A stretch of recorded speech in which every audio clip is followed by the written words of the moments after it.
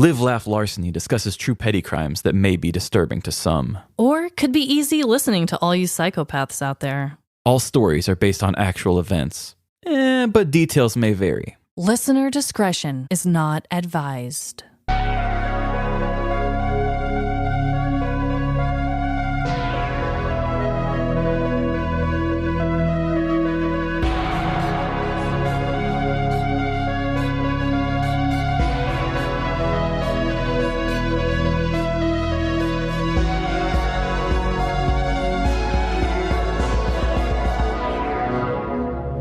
Live, Laugh, Larceny. Welcome to Live, Laugh, Larceny, the customer service representatives for butt stuff. This is Trevin. And I'm Amanda. Didn't see that coming. Wow. You know, I just wanted to say, I don't know if we've talked about butts enough recently, but if anybody's questioning where our allegiance resides... I thought you were going to say where our hearts were. Well, that's where our hearts are too. Our hearts are with the butts. It's still with butts. So, Trevin, Yes. What is your dreadful dilemma this week? So I have a dreadful dilemma that could easily be a lot of people's dreadful dilemma.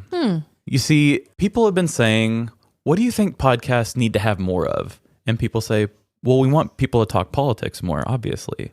Oh, do they say that? And they say, you guys should be doing that more and being more topical. So first, I just want to say this whole college forgiveness thing. The college forgiveness loans? Yes. Oh, hell. A lot of people are pretty upset about this. Mm-hmm.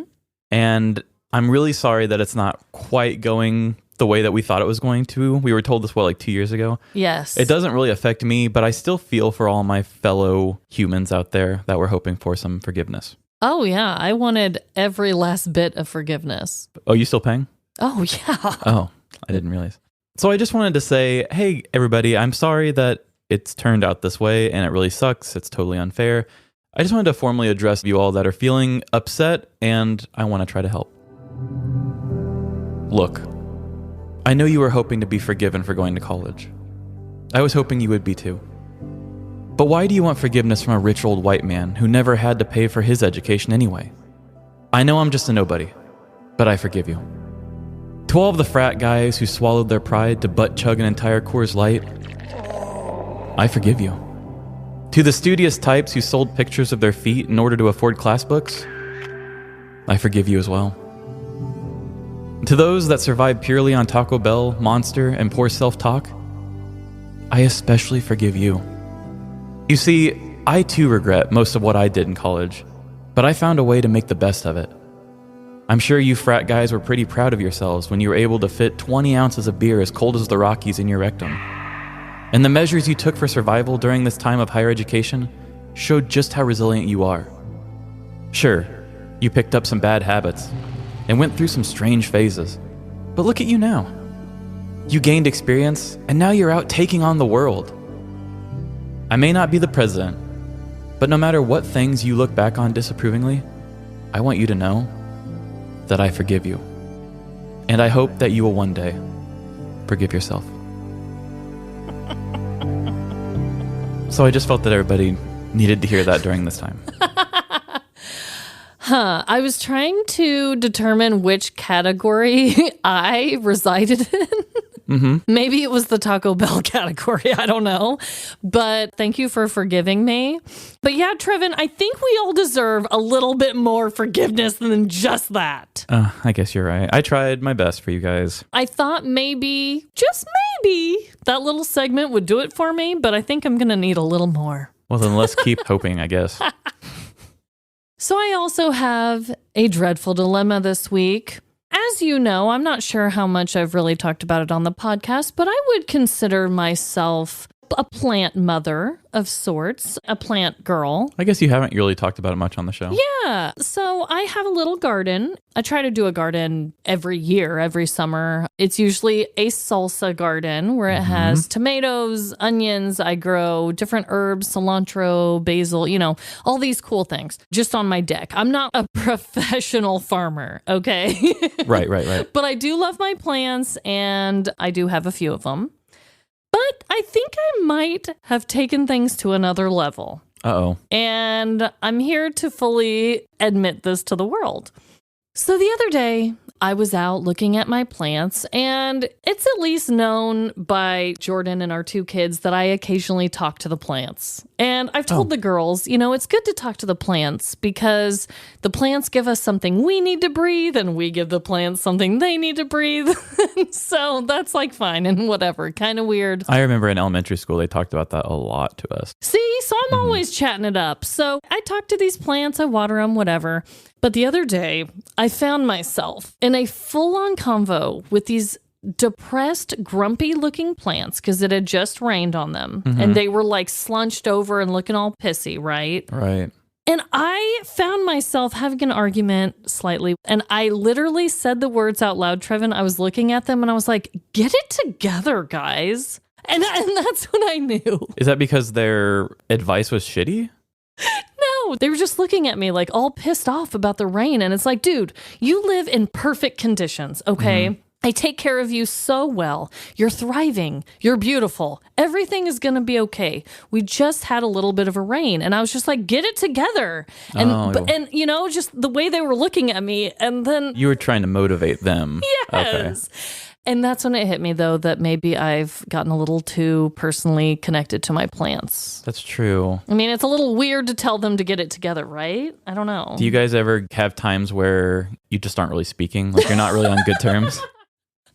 We haven't had a full-on convo since the incident. Oh, no. Which it was just the other day. Maybe that is what's going on right now. Yeah, I mean, it's probably not the most healthy thing as far as keeping relationships together, that you tell them to fix themselves and then ghost. I think the healthy thing would be to be there for your friend and help them find their way back to their full potential again. Wow. If you can't take them at their slumpy, green, dying plant, then you don't deserve them at their salsa breeding, beautiful green plant. Oh my God. You know what, Trevin? Preach. Thank you. Okay, our 2 dreadful dilemmas literally turned into both of us telling each other to get it together, basically. Pretty much. And I love it. I was like, no, dude, that's not going to cover it. And you were like, no, you need to stop ghosting your plants. Yeah. So now we know what to do. You're just asking to see how much lower their rock bottom can go. So true. So, Trevin. Yeah. This week we are going to be doing a round of top 5. 1, 2, 3, 4, 5. Top 5. We show is, and this week is my week to go first. Okay, I was wondering. I didn't think remember. we talked about that. Yeah. And I've got a top 5 that I find to be quite interesting. I almost thought about taking each one of these individually and talking about them as different killer facts. But then I was like, no, let's just dump all of this off on one great segment and we'll just challenge me later to come up with more material. I'm in. So I'm going to give you the top 5 most weird and mysterious diseases. Okay. So, coming to you from makatimed.net. Number 5. Congenital insensitivity to pain. Oh, no. This disease is presented from birth, which inhibits the ability to perceive physical pain. So basically, people with this condition can feel the distinction between a sharp and a dull object and something cold and hot. However, one cannot sense that a hot beverage is already burning them. Oh my God. They say there is no cure for it, and other symptoms include loss of smell and decreased ability to sweat, which is odd. That is affecting a lot of different things. It just sounds like that's a really good way to get yourself hurt if you don't realize you're hurting at the time. For sure. Number 4 is foreign accent syndrome. Oh. Foreign accent syndrome stems from a damage in the part of the brain associated with speech. This happens when a person suddenly wakes up speaking in a different accent. It is commonly caused by stroke, trauma, tumors, and other neurological conditions. The most common treatment would be speech therapy to help a person bring back their normal speaking ways. Emily and I were talking about this one earlier, and she was like, well, how does a person just magically know how to speak like all the inflections? And my thought was, we've seen movies and TV shows, so I'm assuming that if there's any word that you don't know, you're probably filling in the blank with something wacky. Dude, that's wild. Yeah. I talked about how a guy hit his head while diving in a pool and learned how to play the piano before, but I've heard of stories about the accents. And every time I've heard a story about it, it's not like, hey, they used to live in this country and then they had a trauma to their head and then they learned the accent. It just kind of came out of nowhere. So, yeah, maybe it's from movies. Maybe, I mean, we all at least know of other accents, but it is weird that after these injuries, you can like perfect them almost. Yeah. Like naturally. It's very weird. Yeah. The brain's holding a lot of stuff we don't know about. Number 3, you've actually done a killer fact on this before, but callback to the walking corpse syndrome. Oh, yeah. Because I did that one and I did Cotard syndrome. That's the same thing. Oh, it's the same thing. Okay, yes, I remember this one. It makes people believe that they are dead or missing their soul, organs, blood, or specific body parts. Syndrome is usually a symptom of another psychiatric condition rather than a disease of its own. Symptoms include self-harm, becoming speechless, thinking you're immortal, or already a dead body walking around, voices telling you that you're dead. Wow. Yeah. Sounds horrific. Number 2, persistent sexual arousal syndrome.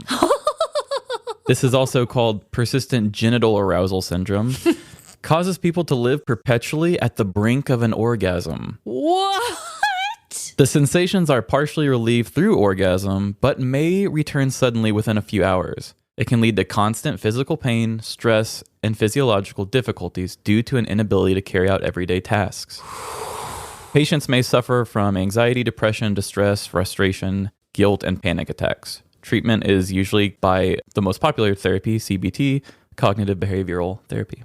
So they think that they can help with that. But that sounds to me like a sensitivity thing and not just a mental thing. I don't know. I know. Yeah. When you said that, I was like, okay, yeah, maybe the solution is some sort of a surgery or some sort of a nerve medication or something. Yeah. But they're saying it's in the brain?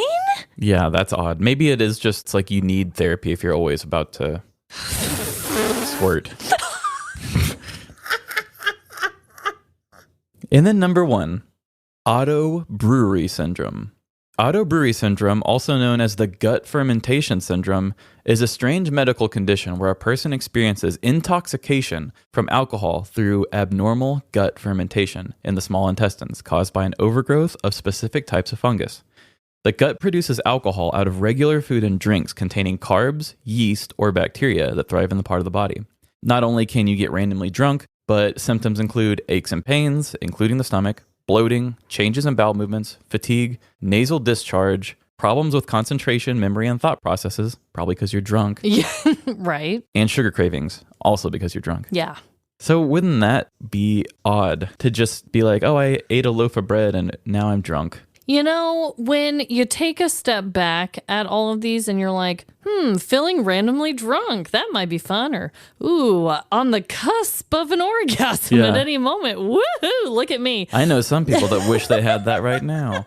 But if you're experiencing this completely out of control and continuously, yes, I could see how that would be a severe problem. Yeah, like it's funny to us because it's so weird and out there. But like definitely not making fun of anybody that would have this. This sounds like a nightmare. No. Every single one of those sounds like a nightmare. Yeah. Because that would change the way that you live your life in so many different ways. If you have this auto brewery thing, they didn't really say how to fix that. Imagine the diet you probably have to eat. Right. You have a very specific diet. The orgasm thing sounds rough. Walking dead corpse thing. I don't even know how you could have a day job with that. No, I don't know how you could have a day job with any of these. That's a good point. I mean, my God. Honestly, the fermentation one's probably the easiest one to live with if it's just a diet that you have a very good control over. Yeah. God, I know. I'm like, what do you have to eat all the time, though, to counteract an internal brewery? That is insane. I have never heard of that before, ever. So, wow. I'm curious if any of our listeners know anyone who has any of that. I just want to know more. I mean, I know all these are rare, but I don't know just how rare. No, it didn't say statistically. They're probably pretty damn rare. Damn, well, great job. Thank you. I also have a top 5 for everyone today. It was inspired by my recent visit to the local aquarium here in town. I took my family and Oh my God, Trevin, there is just nothing like taking a kid to an aquarium. Like the awe-struck look on both of their faces. My little one, Winnie, every time a fish went by, she was trying to grab it through the glass. It was just the cutest thing ever. Is this the aquarium that's over there by Legos, the Lego place? Yeah, Crown Center. I was inspired because it was the first time that we've gone to this aquarium where they had an octopus there to look at. Oh, I love octopi. Whew, so I've never actually seen one in the flesh before. So I almost felt like a child myself because I was just so in awe of it. But it was like a gigantic octopus in this tank all by itself. And it was so funny because when we first got there, it was just moving, all slow and weird, like in this little corner. But as soon as we started gathering around, my husband, Jordan, was like, oh, this thing is flexing on us hard because it started extending its legs and one of them unfurled all the way out. And then it was suctioning its other legs on the glass in front of us and unsuctioning it. And then it would ball up and then it would just go, whoo! It was putting on a show for us. Yeah. So I got a couple pictures of it. Maybe I'll post those online because I got it with the one arm fully stretching out. And it was so weird, but it got me thinking. Mm-hmm. Today, I wanted to discuss the top 5 largest squid. Okay. The Kraken's number 1, right? The Kraken! So, I am coming from an article called AmericanOceans.org. And like I say, almost every single time we give an article a shout out, definitely go and read about it if you want to know more, because there's so much that I can't even get into. So, starting at number 5, we have the Humboldt squid. Also known as the jumbo squid or the flying squid, the Humboldt squid is a large active predator that can grow 8 feet long and reach 100 pounds. Coming in at number 4 is the robust clubhook squid.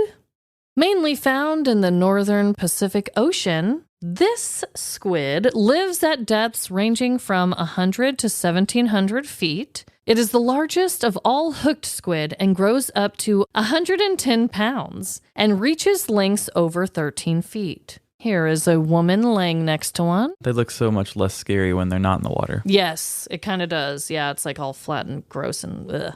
Moving on to number 3, the Dana octopus squid.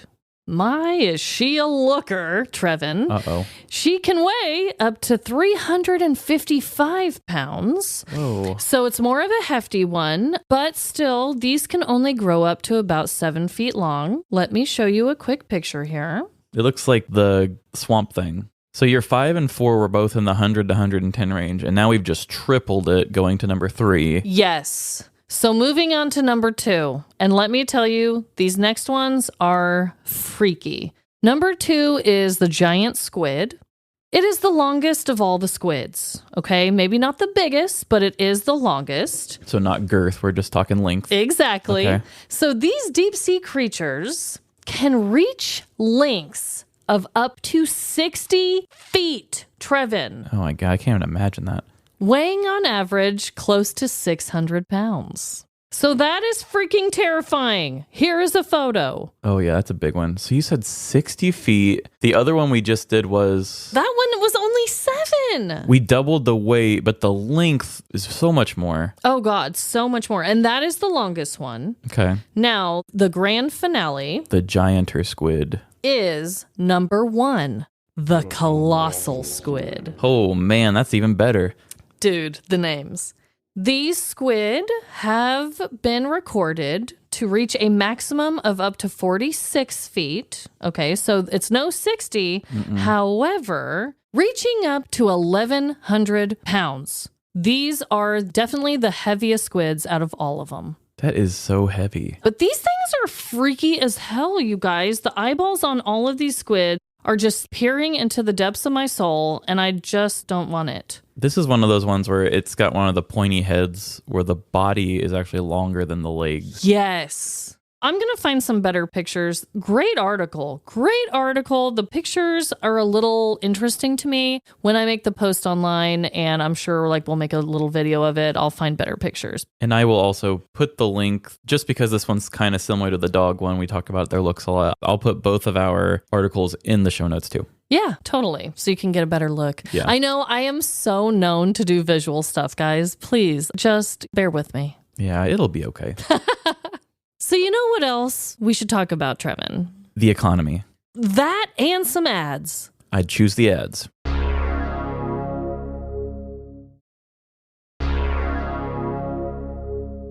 And we're back. And Trevin, do you have a petty crime to tell us all today?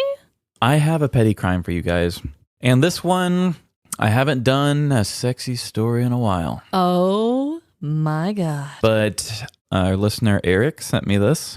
Nice. And he's like, I don't know if you can do this. And I was like, yeah, I'm going to make myself do this. Oh my God. So this is one of my more edgier ones. So this is a little bit of a warning. Oh, so what is this rated? I'm not going to have full penetration or anything. So this isn't rated XXX? It's not rated AAA. I just haven't done one of these stories in a while. And so I'm just feeling a little shy about it. I get it. So let's just jump into this thing and hide your kids. And here we go. I hope you all don't mind, but I'm going to get a little taboo with you. Today, we're going to be talking about other people's sex lives.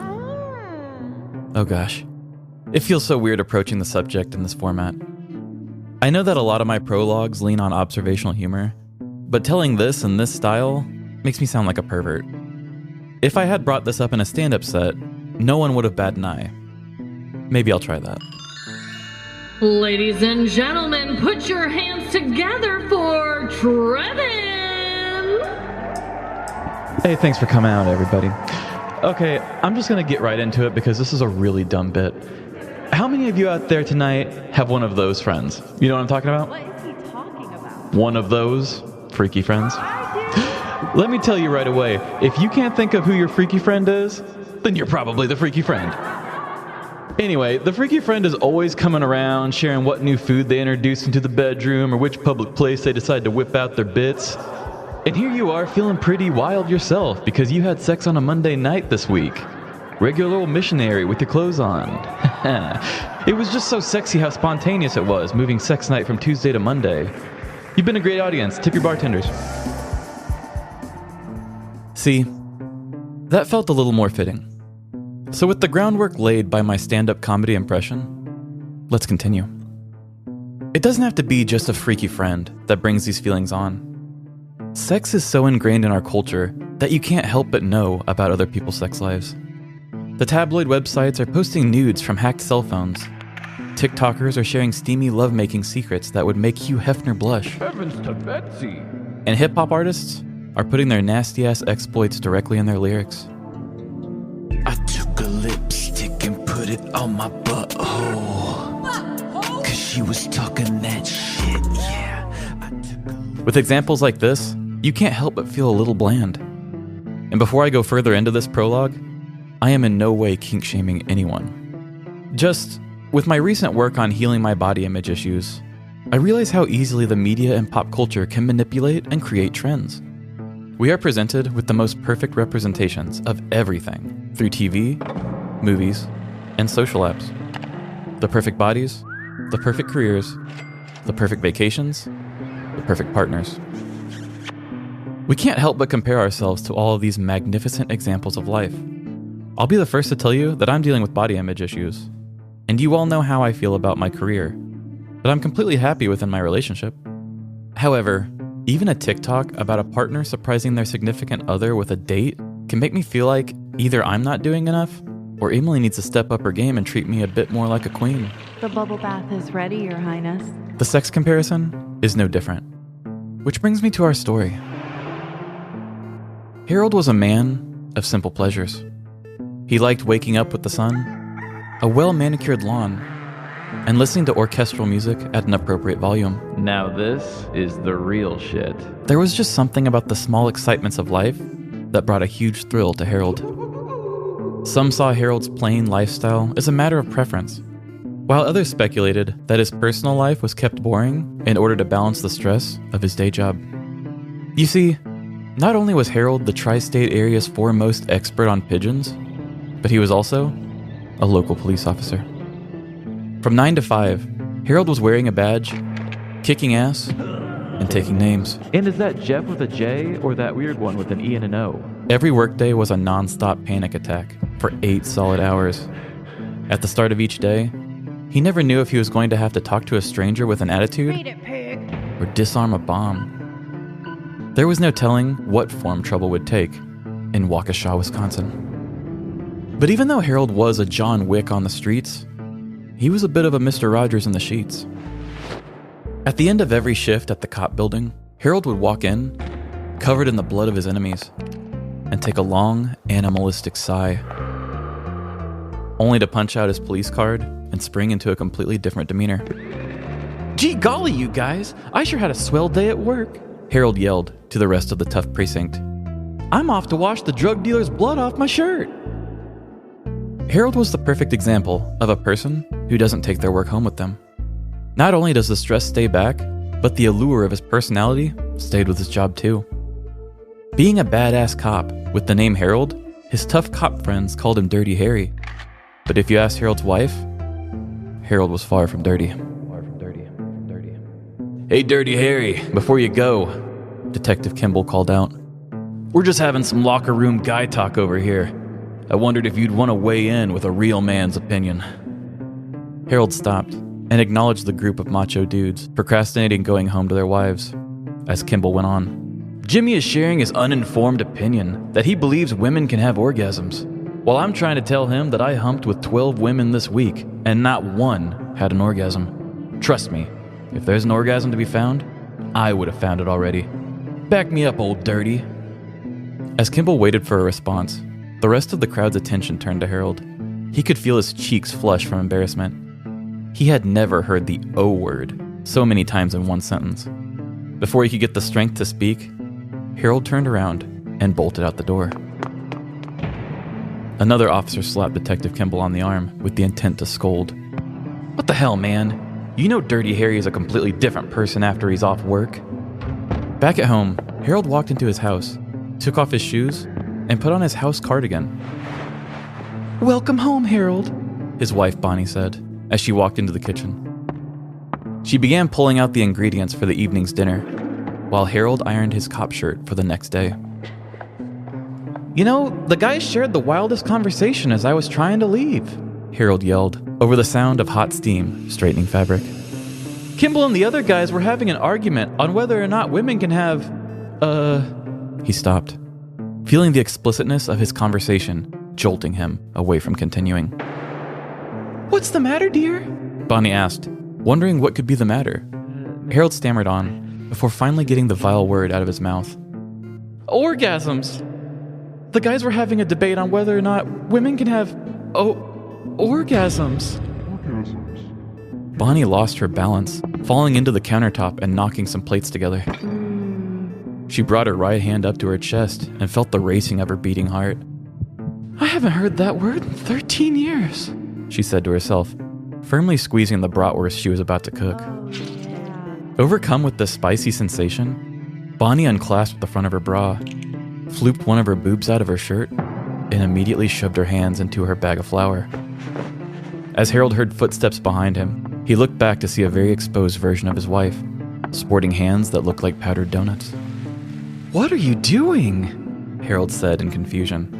"I had a little wardrobe malfunction and my hands are too dirty from cooking. Can you help a poor girl out?" Bonnie said, slowly trailing a line of flour down her chin, trying to make a seductive face. Bonnie moaned as Harold wrestled her breast back into her underwire death trap.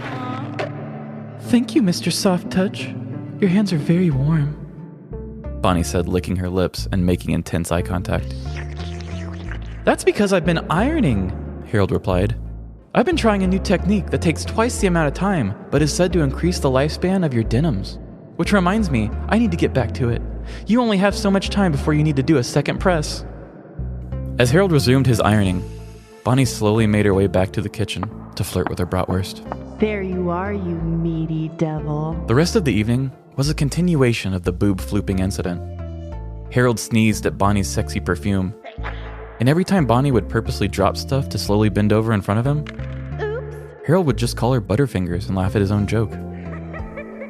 It wasn't until after dinner that Bonnie finally lost it. "Okay, what is it, Harold?" she yelled while slamming her fists on the table. "I flooped my boob out for you, I wore Saturday night panties, and I basically made love to the bratwurst all dinner. You didn't notice? Marcy told me that her daughter has been trying this thing called eating ass no crumbs. I don't even know what that is. Don't you think I'd like to experience eating ass no crumbs? I know you are super crime fighter during the day, but I need you to bring some of the manness home with you at night." Harold slowly swallowed his bratwurst while starting to speak. "Don't even say anything," Bonnie interrupted. "Just go take your after-dinner jog and think about passion and my needs." Harold slipped off his house cardigan and put on his jogging cardigan as he made it out the door. As he began his jog, Harold's feet pounded the pavement and his thoughts flew. He replayed the action of the workday, the orgasm conversation, and the anger in Bonnie's voice. Up until this point, burying the emotions and thoughts from the workday was a great way of coping for Harold, but Bonnie's outburst pointed out the error in his ways. His odd coping mechanism was doing nothing but making his partner feel alone. The jog turned out to be a jog of discovery, as Harold vowed to turn over a new leaf and bring a little more danger to his personal life. But there was still the other thing: passion.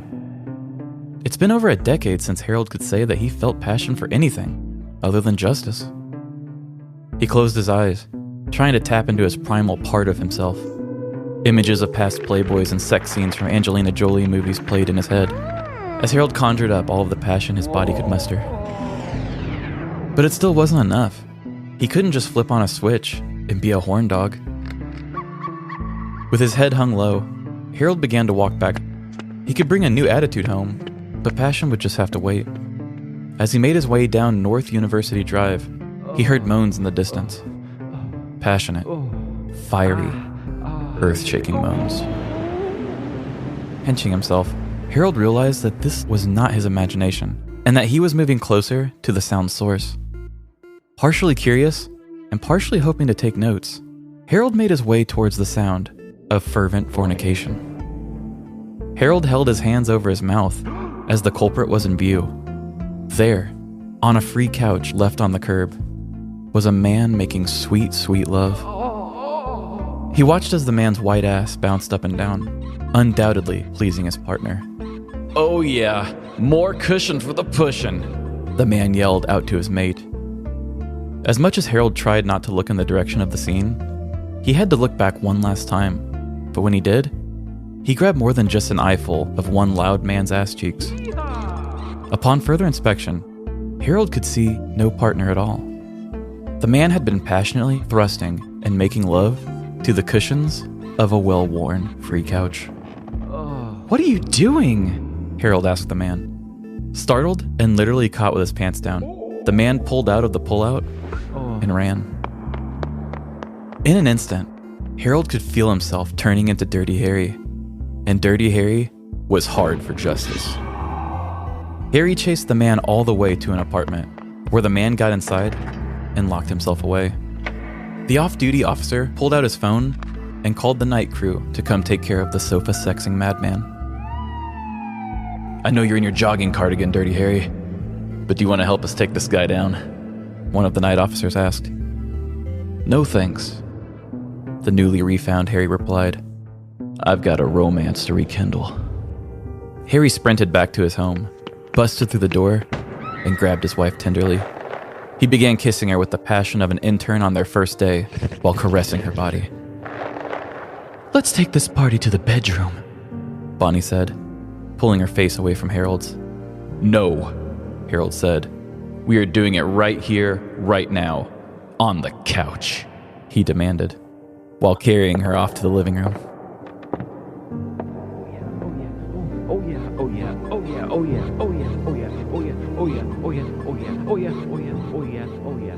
In September of 2012, 46-year-old man, Gerard Streeter, was discovered fornicating with a free couch dumped on a curb in Waukesha, Wisconsin. Unfortunately for the man and his love seat, the man that discovered him was an off-duty police officer. The officer asked Streeter what he was doing, which led to a foot chase ending at Streeter's apartment. Calling his fellow officers, the police were able to get Streeter's name and have him arrested the very next day. 1 year later, Gerard Streeter appeared in court and pleaded guilty to one charge of public lewdness, gaining him a sentence of 5 months in jail. In the game of lovemaking, there are winners and there are losers. There are the people whose milkshake bring all the boys to the yard. There's the ones that keep it very vanilla. And there's the ones that can tell you a couch's brand, based solely off of how good they are for humping. Either way, like I said earlier, we don't kink shame here. I'm just pointing out how we are all different. I've looked at guitars that I've thought were sexy before. If I saw one of them on the side of the road, who knows? I just don't want to say something now that makes me look like a hypocrite later. Hide your guitars, ladies and gents. Oh my God. Trevin, I was destroyed during that whole entire story. Yeah, that was a difficult one. Wow. I did not proofread it or edit it after I wrote it. I was just like, we're going to go with it. I know I went a little bit overboard on things that weren't necessary to the story, but hey, we had fun. No, they were necessary. I am here to argue that case. I loved it. I loved how you came full circle. You handled that so beautifully. Thank you. So a man was literally humping a free couch. Yeah, just making love to it. And apparently what they said, he was actually making sexy noises while doing it. Wow.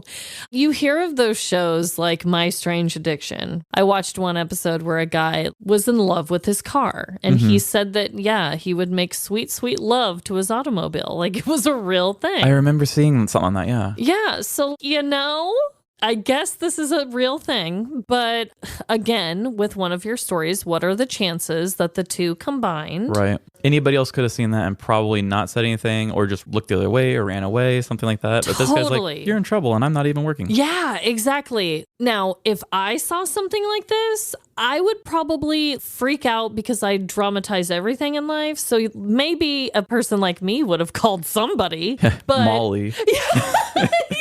Yeah. But the fact that it was an off-duty police officer, oh, God. Yeah. Sometimes when we get these stories, we like to think of where we're going to tell it from, whose perspective. And usually if we're going to tell it from the victim's perspective, sometimes we have nothing to go off of and we just tell our own story. And the crime still plays a huge part in it. Like if I was going to tell that story from his perspective, I don't know how. Yeah, right. I don't know how to tell that story. That's he was true. in walking distance from it. So I assume that he could have either saw it on his way home and been like, oh, my word, or something. I don't think I put this in the story, but when the cops had came back and figured out which apartment was his wife answered the apartment door. So I didn't actually put that in the story. I guess I probably should have. So the cops had to show up and be like, your husband was seen last night humping a free couch on the side of the road. Whoa, so they didn't even come back until the next day? Yeah, in the story I had to like kind of fast forward a little bit. But yeah, he saw the apartment and I guess from what I understand, he explained what the dude looked like, and then they got with the cops. The cops talked to the apartment building, and they're like, that only fits this description. It's probably this dude. So they can't even do a toxicology report. Like, we don't even know if this guy was under the influence of something? No, we don't know. And from the way they made it sound, it seemed like he was probably a normal dude. I don't think he was a real weirdo who was known for humping couches. Yeah. I think if this was a thing, then the article would have been a little different. Like, man cannot stop himself from humping couches in public. Yeah. But it sounds like this was just a thing. So I'm like, did this guy just get super wasted, walk home, and somehow this escalated on a couch? I don't know. It still doesn't make it normal or okay. Whoa, how did that happen? And I agree. I think it would be really weird to even tell the story from his side. So I'm glad you didn't do that. I loved the way you did it. It was so good. Like, the sex scene itself would have been really fun to do, because just talking about like the cushions, trying to talk about a couch in a sexy way, but the lead up didn't really work. And I love sometimes throwing in the mystery of what's he gonna do. Yeah. And it wasn't even him, but he did find passion through mixing his real life with his job. Damn. I just loved that whole scene with the flower and the bosom. I mean, I'm sure Emily has lots of flour up there, Trevin. Oh, are you trying to say that I got this idea inspired by something? If not inspired, it should become a new thing, is all I'm saying. Okay, so I also have a story this week. I'm not sure if it'll be quite as sexy, Okay. but maybe. I don't know. Anything's possible on our show. Very true. So without further ado, I'm going to just jump right in. It is another story from the news, and here we go. There is a well-known quote about dancing that says, "Take more chances, dance more dances." And although it sounds cornier each and every time it is repeated, many of us find it to be a fun and relatable piece of writing. Whether you are a breakdancer, a classically trained ballerina, or someone who awkwardly shrugs their shoulders off beat, getting caught up in the movement of dance can happen to anyone. Today's story is about one dancer's dilemma and a petty performance of a lifetime. Now take your seats and enjoy the show before the spotlight turns to you. Amy Harrington was born to dance. At least, that's what her mother told the doctor the day of Amy's birth. She was born to dance, you know. From that day on, Amy was trained to become a dancer. She was enrolled in a variety of dance classes as soon as she could, trading in her crib for choreo and pacifiers for point shoes. She spent her entire childhood, adolescence, and young adulthood in the dance studio, perfecting her craft. It was also something Amy's mother enjoyed, as she was known to perform every one of Amy's routines from the comfort of her seat in the audience. It was true that Amy was an elegant dancer, but the years of pressure from her coaches and dance mom had weighed on her. This caused Amy to use her talents as a crutch, relying on them when navigating a life challenge. She leapt over unnecessary drama, spun circles around others' opinions of her, You call that a dance? Whoa. and foxtrotted through the everyday bullshit. But by the age of 38, Amy had grown tired of the same old routine and traded in her pirouettes for partying. This was particularly true on a humid April night in Madeira Beach, Florida during 2022. Amy met up with some friends at a new club, and the alcohol was flowing. After multiple rounds of shots and violent twerking, Amy was ready to call it a night. But instead of calling a rideshare service or sleeping it off on the dance floor, Amy did the unthinkable. She drove home. Immediately upon entering her vehicle, she knew she shouldn't be behind the wheel. She had really thrown her neck out while twerking and was worried about her range of motion when looking both ways. Also, she was extremely intoxicated. Amy rolled her head around a few times and started up her engine. Driving down the busy boulevard, her vision was blurry at best. She had only made it a short distance when Amy rear-ended the vehicle in front of her. Oh shit! That car came out of nowhere! Amy slurred to herself. She slumped back into her seat, bummed out by the delay this caused, when she saw a person in the car ahead of her, on their phone with someone. Hey, don't worry about calling the cops. Amy tried to reassure the person she rear-ended. I will pay for all of this. But it was too late. Authorities were already on their way to the crash scene. It didn't take long for Deputy Stoic and her partner, Officer Callis, to notice Amy's glassy eyes, slurred speech, and general vibe of drunkenness. It was also no surprise when Amy refused to use their breathalyzer machine. No way, pig. This left everyone with one last option: a field sobriety test. The officers moved the commotion to a desolate apartment parking lot. It was the perfect location for a sobriety test, with minimal onlookers and already existing straight parking lines painted on the black cement. Deputy Stoddard ordered Amy to take her place at one end of the straight line, saying, "I'm going to need you to walk the line, stepping heel to toe. Do you understand these directions?" Amy stumbled to the end of the line, responding with, "Yeah, I understand, but I think it's ridiculous." With Officer Callis's body cam rolling, Amy began to walk the line, starting off strong. But after 4 solid steps, her feet crisscrossed, causing her to step off the straight path. Instead of collecting herself or starting over, Amy had another solution: to dance. Using her drunken misstep as the starting point, Amy's feet quickly improv'd an Irish jig. The river dance continued to pick up the pace as she spun around and proceeded to stomp her feet rapidly on the hard ground. Then, without warning, the dance slowed. Amy stepped into first position, transforming into an inebriated ballerina, delicately lifting her arms above her head one at a time, only to release them back down together while spinning. When she realized she had danced her way to the end of the line, Amy gathered her balance and posed. Deputy Stoic, however, was not impressed with her performance, only stating, "That was not the exercise given," as feedback.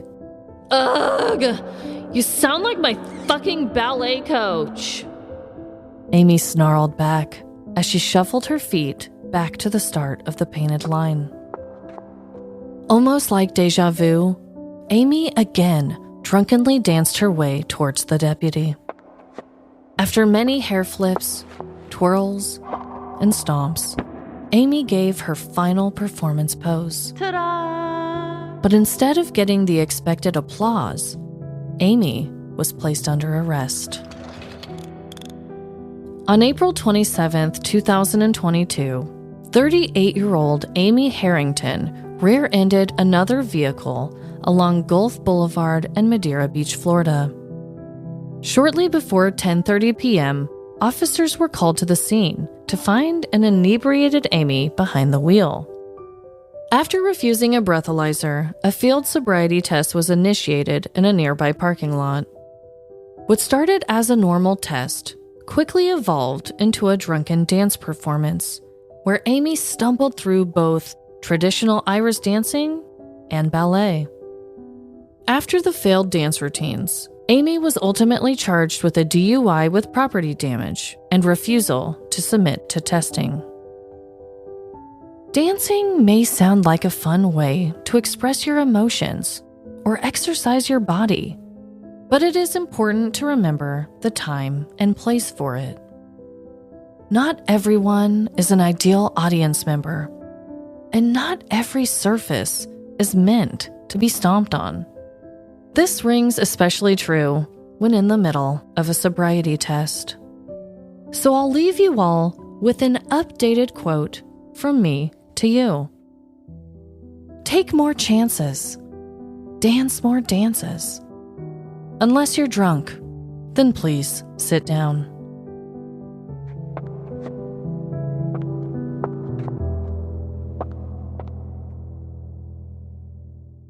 Honestly, I think we could all follow that.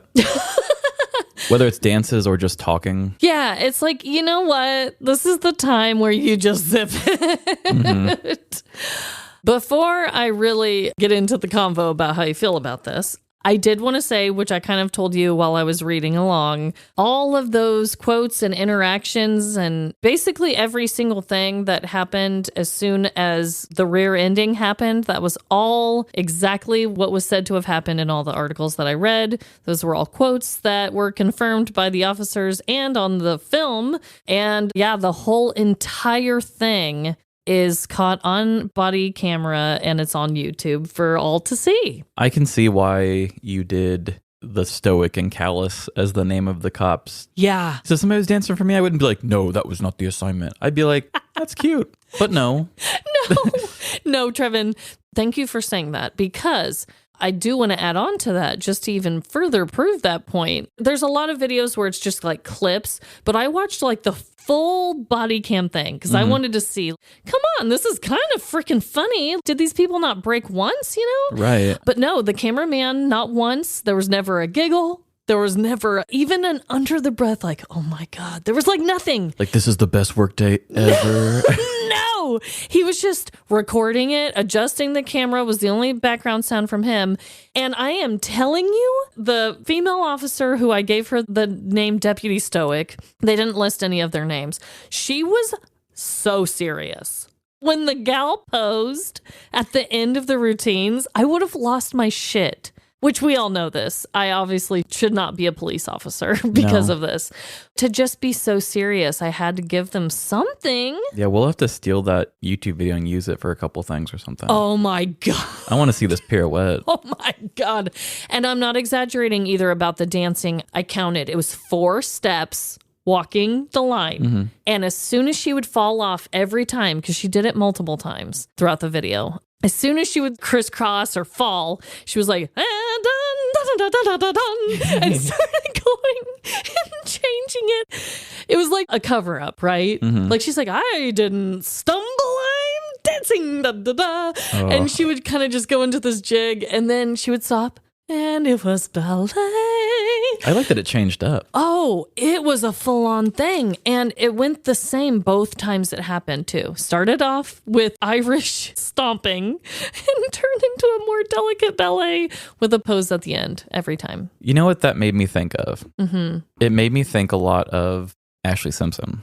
Oh, my God. Do you remember that? When she was on SNL? Oh, when she was caught lip singing? Yeah. Okay, yeah. Yeah, the voice started at the wrong time. Yeah. So she's like getting ready to be like, and with her mouth open, just like, and one thing. And she just has this look. And in the moment of embarrassment, she just starts doing an Irish jig.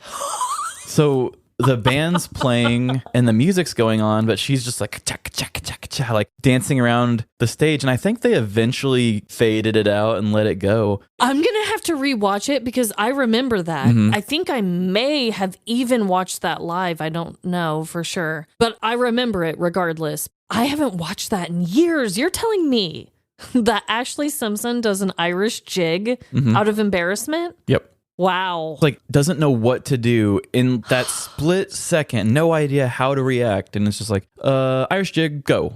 That's what it made me think of. It's like she embarrassed herself being drunk, and maybe her and Ashley Simpson are both like Virgos or something. That's like a Virgo thing that you break out into Irish jigs when you're like embarrassed. Any Virgos out there want to let us know? My God. I'm just thinking there must be something that they have in common that leads a person back to reacting in this way. Their Irish dancing roots? I know. I don't know. But I think you might be onto something. And wow, I think we need to do an Ashley Simpson video alongside this girl. We need to get to the bottom of it. I would love to see that. Who wore it better sort of thing. Whew. Well, this has been a very fun and odd episode. As always, Trevin, that really just sums up our show right there. But yes, it has been a particularly fun one and odd one. Connections, Trevin? Oh God, let's think. Yeah, I feel like we don't have a connection here. Because you didn't even really give your police officer like a silly nickname or anything. It was right? Dirty Harry. Oh, okay. We got Dirty Harry. We got Deputy Stoic. We got Officer Callus. So, okay, we all had serious cops in it. Like, my guy was a serious cop when he was on the job. Yeah, that's true. So, hard-ass serious cops. I guess. That's the best I can come up with at this moment. Yeah, it's not even a connection you'd brag about. Like, if someone's like, oh, what did Live, Laugh, Larceny do this week? It's like, oh, they had 2 stories about hard-ass cops. Wow. What the hell? You're skipping the dancing and the weird couch sex, but okay, let's go with hard cops. Okay, how about behaving really weird in public? That's another one. Okay. Hey, I'll take it. I don't know. That one seems more fun. Yeah, anyway, we'll do that. Yeah. So I hope that everyone is having the best week. And just remember, no matter the crime, big or small, in the end, we're all doomed. Doomed to fornicate with furniture. Bye. See ya. Anyone else out there speak to their plants? I hope I'm not alone, and I appreciate you listening to our show this week. Do you use Facebook Marketplace as furniture porn? Well, why don't you get off the Marketplace tab and follow us on Facebook and any other social, Instagram, TikTok, and Twitter. Live, Laugh, Larceny. And have you ever caught the dancing bug in a very inappropriate time? Please send us your petty dance story to livelaughlarceny@gmail.com. And give our show 5 stars anywhere you give podcast reviews, Apple, Spotify, or Good Pods. Give us the review that Amanda's kids would give the Casey Aquarium.